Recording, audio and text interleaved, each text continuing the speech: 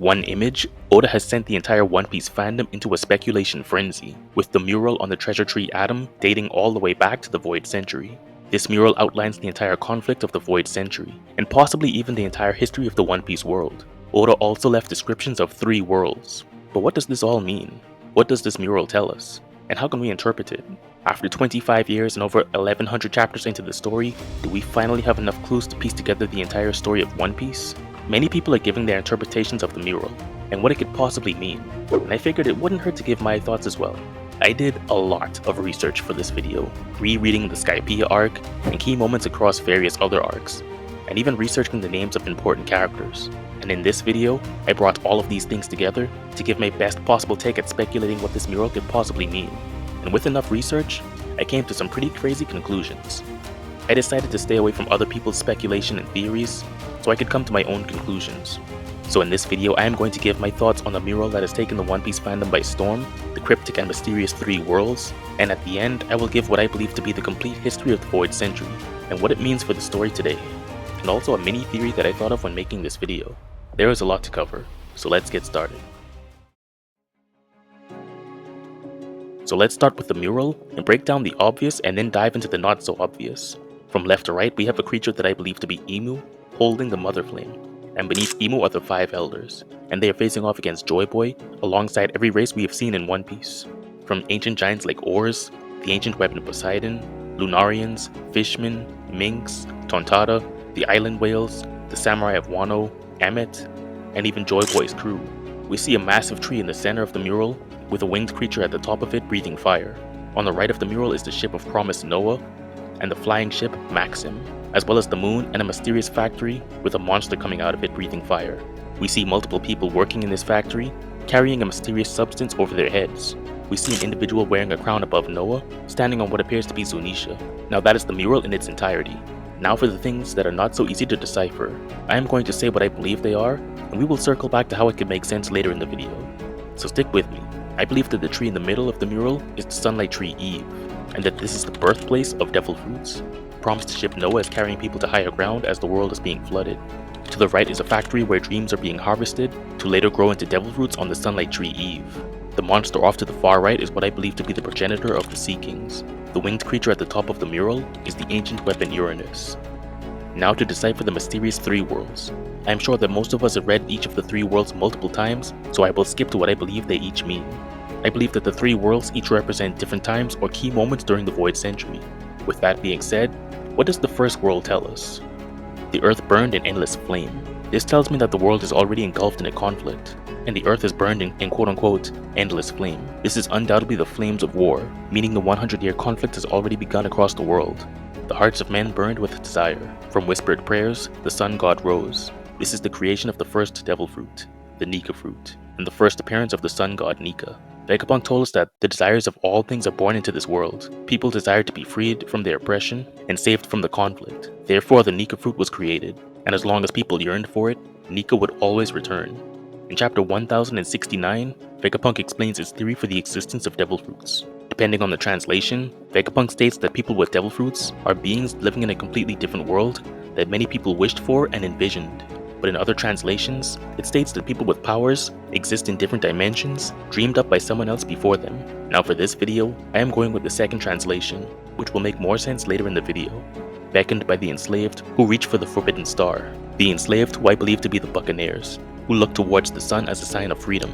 The buccaneers have a deep connection to Nika and believe that he would save them, most likely because he did save them before in the past.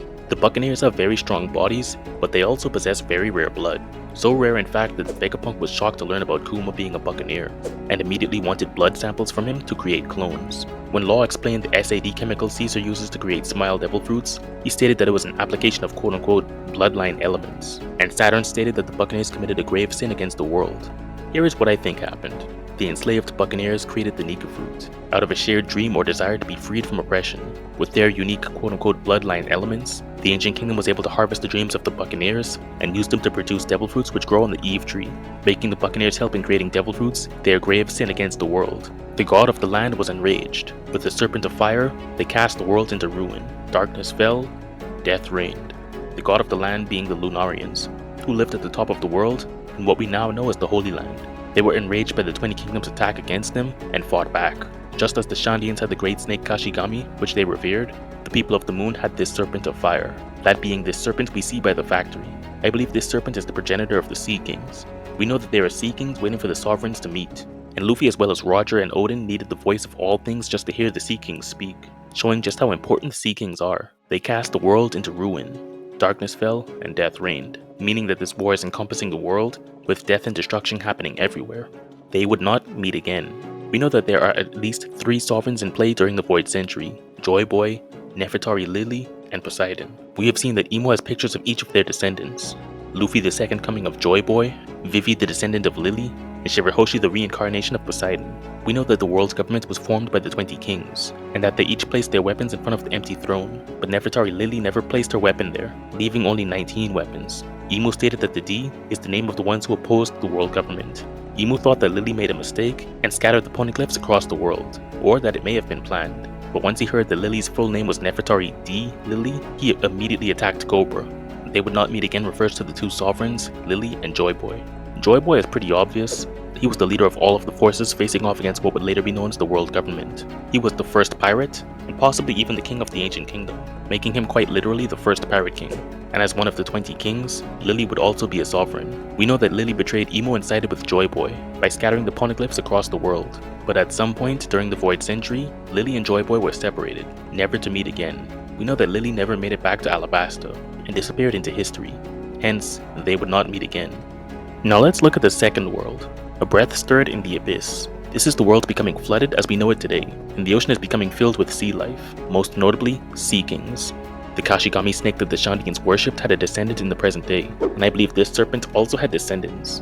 As the earth was being flooded, those descendants evolved, adapted to the situation, and became Sea Kings. Again, we know that the Sea Kings are waiting for the sovereigns to reunite, meaning that some of the Sea Kings have lived for over 800 years, and have direct ties to the Void Century. The god of the forest wove their magic, nurturing its devils. These are the Tontatas growing the first devil fruits. The Tontatas claim to be able to cultivate any plant life, and despite how unnatural the smile fruits are, they were still able to grow them. The only time we really see the Tontatas cultivating any plant life is during the Dressrosa arc, where they were cultivating the smile fruits. I think Dressrosa was Oda's way of foreshadowing how the Tontatas cultivated the very first devil fruits. And the most notable factories we see in One Piece are the Smile Factory in Dressrosa and the SAD room on Punk Hazard. Both are used in the creation of the artificial devil fruits. That leads me to believe that the people working in the factory on the mural are the Buccaneers, working with the people from the moon to harvest dreams themselves. In the present day, Caesar created SAD, which was used in the production of Smile Devil Fruits. With the SAD already in place, the Tontatas were able to cultivate Smile Devil Fruits. In the past, I believe that the ancient kingdom harvested dreams from the Buccaneers, and from there, the Tontatas were able to cultivate the very first devil fruits. While the sun lit the embers of war, this is Joy Boy joining the conflict, leading the various races of the world to fight back against the 20 kings and their forces. This is depicted very clearly on the mural, with Joy Boy alongside every race we have seen in One Piece, facing off against Emu, holding the Mother Flame. Those of the half-crescent moon and full moons dreamed. This is a reference to the alliance of the Kozuki clan and the Mink tribe. We know that people loyal to the Kozuki clan had crescent moon tattoos on their ankles, and we also know that the Minks reached their full potential under the full moon. The evidence of their alliance was clearly shown during the Zou arc, showing how this alliance has lasted for hundreds of years, dating all the way back to the Void Century. Yet the ones who slew the sun god deified themselves, evoking the wrath of the sea god. This is a reference to the death of Joy Boy and the emergence of the Celestial Dragons and the world government. The Celestial Dragons have taken the Holy Land and are now treated as gods. The world government becomes the supreme authority of the world. The sea god is an obvious reference to Poseidon, as the name Poseidon in Greek mythology translates to god of the sea, and in the context of One Piece, the ancient weapon Poseidon. Evoking the wrath of the sea god simply means that Poseidon has used her power over the Sea Kings against the world government. This could be the reason why the Red Line was created, and why the Celestial Dragons chose to live so high above the world, to make the overwhelming power of Poseidon less effective against them. They would not meet again. This refers to the 2 sovereigns, Joy Boy and Poseidon, as Joy Boy has failed in his mission and has perished in the process, so he can no longer keep his promise to Poseidon. Knowing that he will not be able to keep his promise, Joy Boy has an apology letter written onto a poneglyph. We know in the present day that Luffy made a promise to Shirahoshi to take her to see a real forest one day. This was also likely the promise Joy Boy made Poseidon 800 years ago. And finally, the third world. Chaos reigns, the world drifts into a void, meaning the world government has begun their control over the world and are in the process of erasing the history of the Void Century conflict. Yet time does not erase the memory of the promised day. Its shadows looms as the voice of the half-moons echoes through the ages. This is the creation of the poneglyphs by the Kozuki clan, indestructible texts that outline the true history of the Void Century, spread amongst the allies of the ancient kingdom. The half-moons are the D clan. This is where the D clan was formed, and the will of D was passed down through the generations. It is not a coincidence that most of the members of this clan are against the established order in the present day. Also, on a side note, during the Skypiea arc, in chapter 253, as we see the panel that foreshadowed Luffy as Nika, in the far right of the page at the very top, we see a half moon, and the half moon looks like the letter D. This was also foreshadowing by Oda. And once more the sun god shall rise, laughing, dancing, guiding the world to its final act. This one is pretty straightforward, referring to the re-emergence of Joy Boy, returning to the world to bring about its conclusion. The sun is reborn, a new dawn will break. Again, this is straightforward. Luffy will succeed where Joy Boy failed 800 years ago. Luffy will be the one to defeat Imu, topple the world government, leading to a new age, a new dawn. The dawn that Joy Boy fought for and died trying to obtain. Luffy will fulfill the will of D and bring the dawn. Surely this time they will meet. The sovereigns of today, Luffy, Vivi, and Shirahoshi will meet again, and do what Joy Boy, Lily, and Poseidon could not do 800 years ago. Now that takes care of the cryptic 3 worlds, and we do have a lot of information to go off of, but to really understand what happened during the Void Century, we really need to revisit one arc in particular, Skypiea. For this video, I reread the entire Skypiea arc in its entirety, and also hunted down the Enel cover story. Now I will quickly summarize the Skypiea arc, and explain the Enel cover story, and I will put everything I have said before, to give my best guess as to what happened during the Void Century. Since I assume all of you still watching the video have seen the Skypiea arc, here is the very brief summary. Luffy and his crew were sailing until a giant ship fell from the sky. They find an ancient map of Skypiea. They reach the nearby island of Jaya, where they meet the descendant of Mont Blanc Noland, Mont Blanc Cricket. Cricket and his followers help the Straw Hats reach the Sky Island, where they meet Gonfar and are attacked by Wiper. They get to Sky Island and the Straw Hats are separated, and some are taken to a place called Upper Yard. The Straw Hats are roped into a survival game between Enel's forces and the Shandians. We learn that Enel arrived from Skypiea from another sky island called Burka. This will be very important later, so remember it. We learned that the Upper Yard arrived from the Blue Sea 400 years ago and was once the home of the Shandians, that the Skypeans and Shandians have been fighting over this land for over 4 centuries. We learned that the Shandians have been fighting to reclaim their homeland and ring the Golden Bell, to fulfill a 400-year promise to quote-unquote ring the light of Shandora. We see that Enel had Gonfar's soldiers create for him the flying ship Maxim. Luffy and Enel have a climactic battle, which ends with Luffy ringing the Golden Bell, fulfilling the goal of the Shandians. This is the super short version of the Skypiea arc. Now for the Enel cover story. For those who don't know, there was a cover story between the arcs of Annie's Lobby and Thriller Bark, which shows Enel's journey to the moon. Here is the brief version of that cover story. Enel rides the flying ship Maxim and reaches the moon. He finds a small automata robot that was fighting against quote-unquote space pirates. The space pirates were excavating the moon for an unknown reason.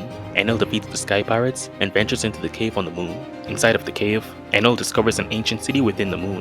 Enel, being the jerk that he is, decides to electrocute everything inside the city. This powers up the city, where he discovers even more robots. He then learns the history about the city on the moon and learns the name of the city, Burka, the same name as the sky island he was born on. That about covers the Enel cover story. Now with everything discussed in this video, from the mural, the 3 worlds, the Enel cover story, and knowledge of the previous arcs in the series, I am going to put all of this together and give my best guess as to what happened 800 years ago during the Void Century. Even before the people of the moon arrived to Earth, there were multiple kingdoms. We know that at least 20 kingdoms existed before the conflict even began. The people of the moon, now known as the Skypeans, Shandians, and Burkans, left their moon city and journeyed to Earth in search of resources. Even though the Lunarians are not mentioned here, I believe they were also a part of this journey. The name Luna translates to moon. Given the Lunarians' similarities to the people of the moon, and their name literally translating to moon, I think this is logical. Vegapunk stated that there was a kingdom that was highly technologically advanced, and that this kingdom went to war with the 20 kings. We now know that this ancient kingdom was founded by the people of the moon. With their immense strength and nearly impervious bodies, the Lunarians were revered as gods, and the power source for this technologically advanced kingdom was the Mother Flame. The people of the moon became allies with the various races of the world. We know this because the poneglyphs are located in areas of mostly non-human inhabitants, Skypiea, Fishman Island, and even Zou. And the other places to have poneglyphs are direct allies to the ancient kingdom, such as Wano Country and Alabasta. Out of fear of being ruled, a desire for conquest, or most likely, control over the Mother Flame, the 20 kings fought against the people of the moon, starting the Void Century conflict. As the war raged, and the hearts of men burned with desire, the Sun God was born. the first devil fruit, born purely out of the Buccaneers' collective desire for freedom. The quote-unquote god of the land, the Lunarians used their giant serpent of fire, and as the conflict continued, the world was cast into ruin. Through the use of the ancient weapons, darkness fell and death reigned. At some point, Lily betrayed Emu and the other kingdoms, and sided with Joy Boy. Lily and Joy Boy were separated, and they would not meet again. As the earth is being flooded, promised ship Noah is being constructed, with the goal of ferrying humanity to lands above the sea. Through the use of the ancient weapon Uranus, the world was flooded, causing most of the land we see today to appear as islands, with the true world of One Piece being submerged. Life began to stir within the abyss of the ocean as the earth was flooded. With the help of the Tontatas, the quote-unquote god of the forest, as well as the Buccaneers, the people of the moon were able to create devil fruits. As Joy Boy led the charge against the 20 kings, a deep bond was formed between the Kozuki clan and the Mink tribe. Eventually, Joy Boy fell in battle, and the 20 kings deified themselves, now calling themselves celestial dragons, believing themselves to be gods, and establishing the world government.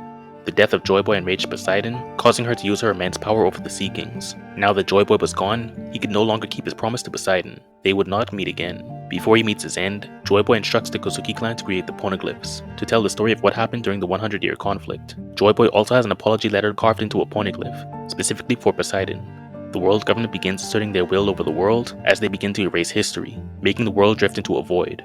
The Half Moons, also known as the D-Clan, are formed, with the goal of defeating the world government and bringing about the dawn of the world, passing down the D initial down their family lines for generations, aiming to ultimately fulfill the will of D.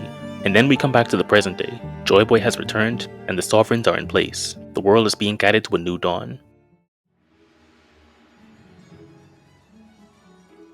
So before I end this video, I wanted to share something I noticed while making this video, and share a theory that popped into my head. Now, as I was doing research for this video, it became abundantly obvious just how important the Skypiea arc was in hindsight. So after reading the mural and rereading the Skypiea arc, this is what I noticed. The Lunarians lived at the top of the world before they were attacked by Emu and the 20 Kings, just as Gonfor was the leader of Skypiea before Enel took it from him. Enel took Skypiea for its resource, gold, just as Emu likely stole the land of the Lunarians for its resource, the Mother Flame. The Mother Flame which powered the ancient technology, such as the ancient weapon Uranus, just as gold was needed as a conduit for Enel's electricity to power the flying ship Maxim. Just as Enel sought to destroy the Sky Islands with his power and sink it into the Blue Sea, Emu likely used Uranus to destroy islands, which in turn raised the water levels, flooding the planet. Luffy stopped Enel from sinking the Sky Island, while Joy Boy failed to stop Emu from sinking the world. Enel took over Skypiea acting as a god, watching over the island and snuffing out any dissent. Just as Emu rules over the world from the Holy Land, watching over the events of the world as they unfold, and aims to eliminate anyone he deems a threat. The flying ship Maxim allowed Enel to travel to the moon, but I believe the ancient weapon Uranus is the spaceship used by the people of the moon to travel to other planets, and that was the vehicle they used to travel to Earth. And lastly, just as the descendants of the Shandines fought for over 400 years to ring the Bell of Shandora, signifying the completion of their purpose and the end of their fighting, the descendants of the D-Clan have also been fighting for over 800 years to one day overthrow the world government and bring about the dawn of the world. The Shandines have the light of Shandora, and the D-Clan have the will of D. And last but not least, a mini theory that popped into my head when I was making this video. I believe that Joy Boy had a brother, and that this brother ultimately betrayed him in secret during the Void Century, which ultimately led to Joy Boy's downfall. Think about it. The Ancient Kingdom had everything. The various races across the world, most of which are stronger than average humans. They had advanced technology and devil fruits, and even the ancient weapons. It would be hard for them to lose with so much power at their disposal, unless they were sabotaged. Now how did I come to that conclusion? Well, for one, Luffy is a direct parallel to Joy Boy, and he has brothers.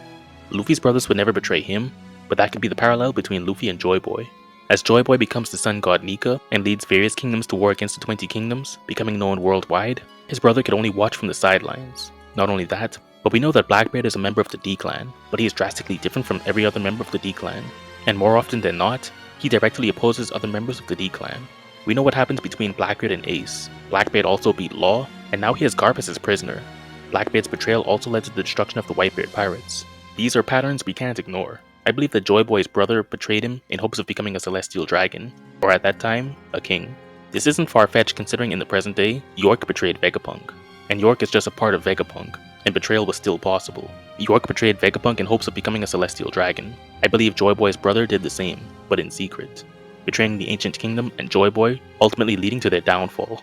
I believe that Luffy is a descendant of Joy Boy, whilst Blackbeard is a descendant of Joy Boy's brother. That would explain why Blackbeard has the D initial in his name, while at the same time, being drastically different from every other member of the D-Clan. While Joy Boy's descendants fight to bring about the dawn of the world, his brother's descendants fight to bring about darkness and destruction.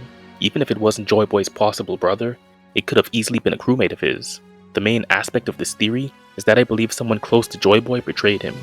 Someone close enough to him that they would gain the D initial when the D clan was formed, and that this person is an ancestor to Blackbeard and Rocksteady Zebek. In the present day, Blackbeard wants to be a king, which doesn't really make much sense considering he's a pirate.